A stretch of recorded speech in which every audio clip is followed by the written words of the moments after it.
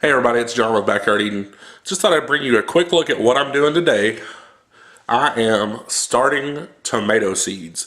Yes, guys, it is that time here in my backyard garden, here on the homestead, to start tomato seeds. Stay tuned.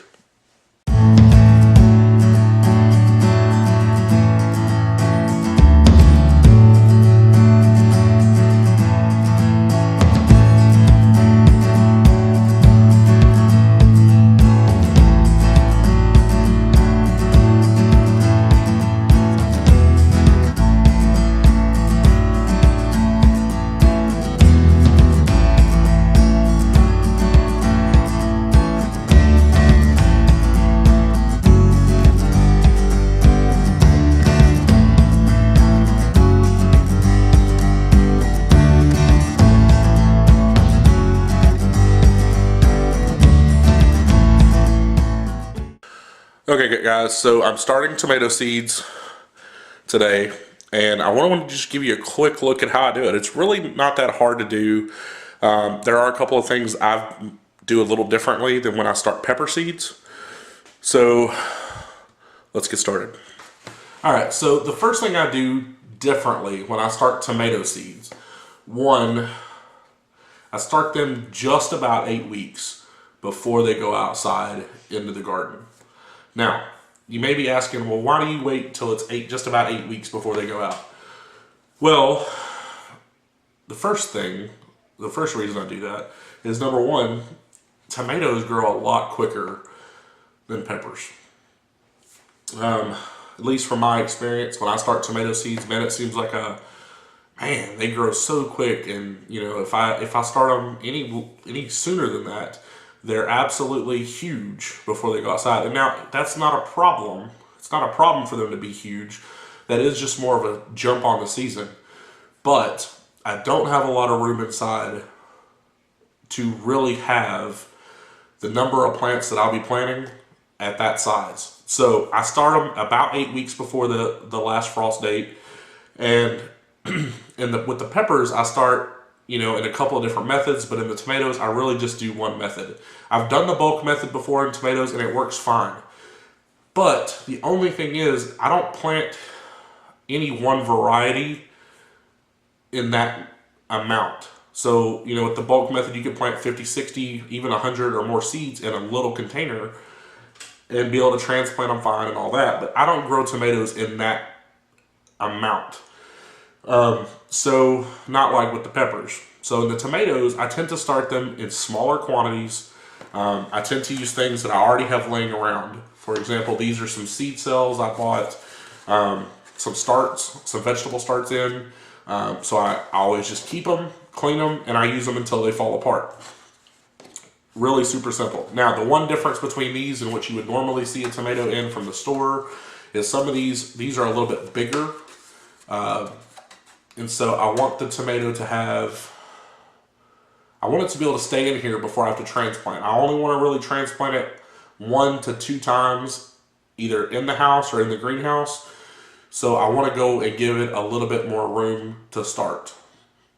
So that's the second thing that I do differently. I want to give it as much space as I can and still be able to get everything I need to do done from the get-go. So the third thing I do a little differently is I use a different mix. Now, you can use a seed starting mix, that's fine. If you're concerned about bringing bugs in or anything like that, I definitely would recommend using a seed starting mix. But if you're not super concerned about it, basically what I'm going to do is I'm going to start these inside, let them sprout, and then I'm going to get them in the greenhouse, and so that, one, I don't have a ton of plants inside, like this picture here, or two, they've got sunlight from as early on as possible, so I don't have to really do a hardening off process at that point. So what I'm going to do right now is I'm going to go ahead and fill these containers up. I've already selected my seeds. I'm going to start a few different varieties. I've got them right here, cherry varieties and regular, and I'll just show you what I do. It's super simple. Probably going to plant, depending on the variety, I may plant 1 seed in each cell or 2. Depending on the variety, I may plant the entire pack in that variety, or I may do, 3, 1, however many I decide to do. So I'm going to get these filled up, and all this mix is right here. This is Kellogg's organic potting mix that has been sifted through my soil screener to remove any of the big pieces of sticks or bark or anything like that. And then I added just a little bit of perlite to it. I am going to go ahead and add, when I transplant these, okay, let me back up. Brakes, let's back up. So this mix it's Kellogg's organic potting mix. It's been screened through my soil sifter or through my soil screen, so it's nice and fine. And now what that does is it removes any sticks or anything. And then what I've done is I've added a little bit more perlite to it to assist with drainage. You want to be able to have just the right consistency of soil. So you want to promote drainage, but you also want to promote the mix holding enough moisture for your plants. This is already pre-moistened because you can squeeze it and it kind of holds form. So it's ready to go. When I transplant is when I'll give them some food, because this has worm castings, it has bat guano, and so a few other things in there too. And so that's why I use this mix. And I'll link it in the description below, all the stuff that I've used here. So let's get started. I'm going to fill these containers up, and then I'll get the seeds put in them.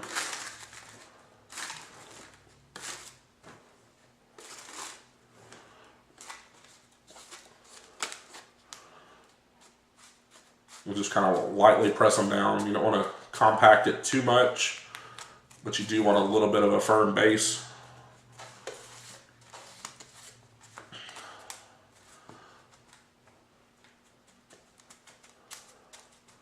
That's good.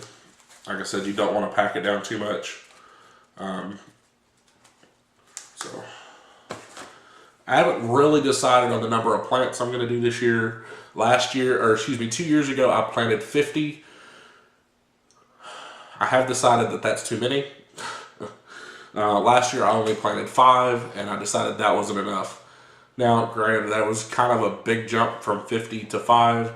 So I know I'm going to plant more than 5, and I know I'm not going to plant 50. So we'll see how many come up, how many sprout, and we'll just go from there. I do have, in addition to these seeds here, I'm getting ready to order my seeds from M.I. Gardner and from Baker Creek Seeds.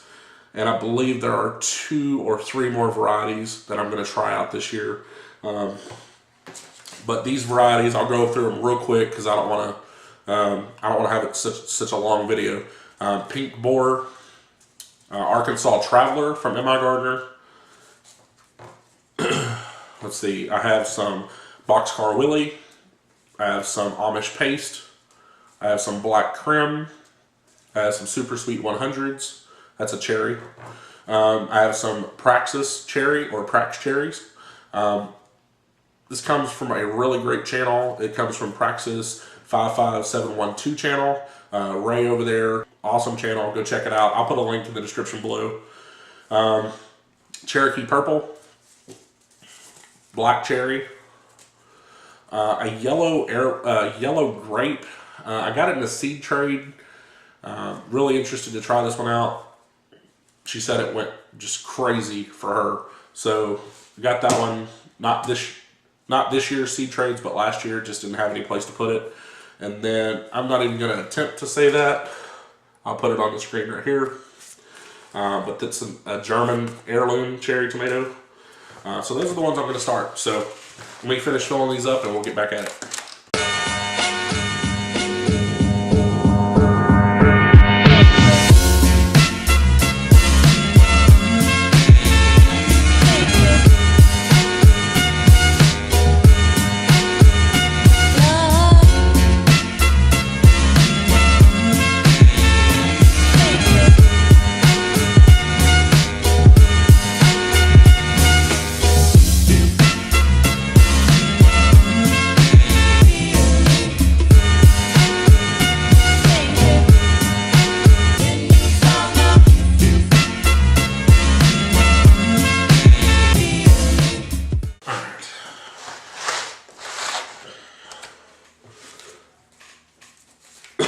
So I know I've grown Cherokee Purple before. Absolutely love them. So I know that I want several Cherokee Purples. Probably 10 at the max. You're probably thinking, whoa, what are you going to do with all those tomatoes? It's a good question. Not even sure yet. I'm sure that I'll be giving some away to friends. I'll be making some sauces. We'll be eating them fresh out of the garden. So I'm going to be putting 2 seeds in each one.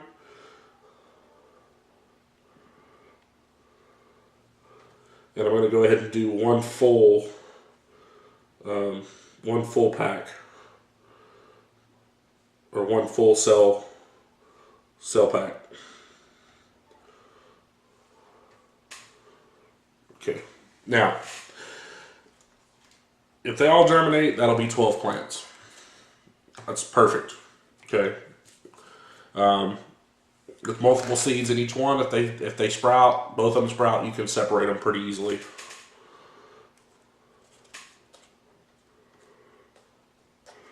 Just going to take your finger, kind of push them down just a little bit. You don't want to bury the seed too much.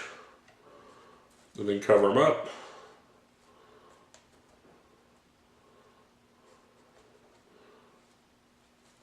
But you do want them to be covered up. Okay. I would definitely recommend at this point marking them so you don't forget which one they are.